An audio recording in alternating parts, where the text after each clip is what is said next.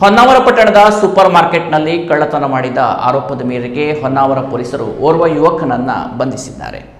ಹೊನ್ನಾವರ ಪಟ್ಟಣದ bus stand ರೋಡ್ನಲ್ಲಿರುವ ARM super ಮಾರ್ಕೆಟ್ನಲ್ಲಿ April 16ರಂದು 1.20 lakh ನಗದು ಮತ್ತು TVR ಕಳ್ಳತನ ನಡೆದಿತ್ತು. ಆ ಸಂಬಂಧ ಹೊನ್ನಾವರ ಪೊಲೀಸ್ ಠಾಣೆಯಲ್ಲಿ ಪ್ರಕರಣ ದಾಖಲಿಸಿಕೊಂಡ ಪೊಲೀಸರು ಕಾರ್ಯಾಚರಣೆ ನಡೆಸಿ 48 ಗಂಟೆಯೊಳಗಾಗಿ ಆರೋಪಿಯನ್ನ ಪತ್ತೆ ಹಚ್ಚಿ ಬಂಧಿಸಲಾಗಿದೆ. ದಾಂಡೇಲಿಯ ಸುಭಾಷ್ ನಗರದ ನಿವಾಸಿ ಮುಜಾಫರ್ ಮೊಹಮ್ಮದ್ ಸಾಬ್ ಶೇಖ್ 27 ವರ್ಷ ಬಂಧಿತ ಯುವಕ. ಹೋಟೆಲ್ ಕೆಲಸ ಮಾಡಿಕೊಂಡಿದ್ದ ಈತನು ಸೂಪರ್ ಮಾರ್ಕೆಟ್ನಲ್ಲಿ 1.20 ಲಕ್ಷ ನಗದು ಮತ್ತು CCTVಯ TVR ಅನ್ನು ಕಳುವು ಮಾಡಿ ಪರಾರಿಯಾಗಿದ್ದ. ತನಿಖೆ ನಡೆಸಿದ ಪೊಲೀಸರಿಗೆ ಈತನ ಬಗ್ಗೆ ಸುಳಿವು ದೊರೆತಿದೆ.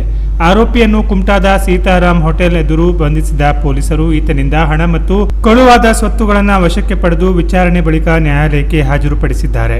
ಈ ಕಾರ್ಯಾಚರಣೆಯಲ್ಲಿ ಹೊನ್ನಾವರ ಪೊಲೀಸ್ ನಿರೀಕ್ಷಕ ಸಿದ್ದರಾಮೇಶ್ವರ, PSIಗಳಾದ ಮಹಾಂತೇಶ್ ವಾಲ್ಮೀಕಿ, ಮಂಜುನಾಥ್ ರಾಘವೇಂದ್ರ, ಜಿಲ್ಲಾ ಬೆರಳು ಮುದ್ರೆ ವಿಭಾಗದ ಸಿಬ್ಬಂದಿಗಳಾದ ಲಿಂಗಜ್ಜ, ಸುಬ್ರಹ್ಮಣ್ಯ ಪಟಗಾರ್ ಮತ್ತು ಹೊನ್ನಾವರದ ಪೊಲೀಸ್ ಠಾಣೆಯ ಸಿಬ್ಬಂದಿಗಳಾದ ರವಿ H. ನಾಯ್ಕ್, ವಿನಾಯಕ ದುರ್ಗದ ಪಾಲ್ಗೊಂಡಿದ್ದರು.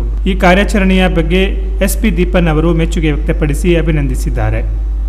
Canara plus news, Honnavar.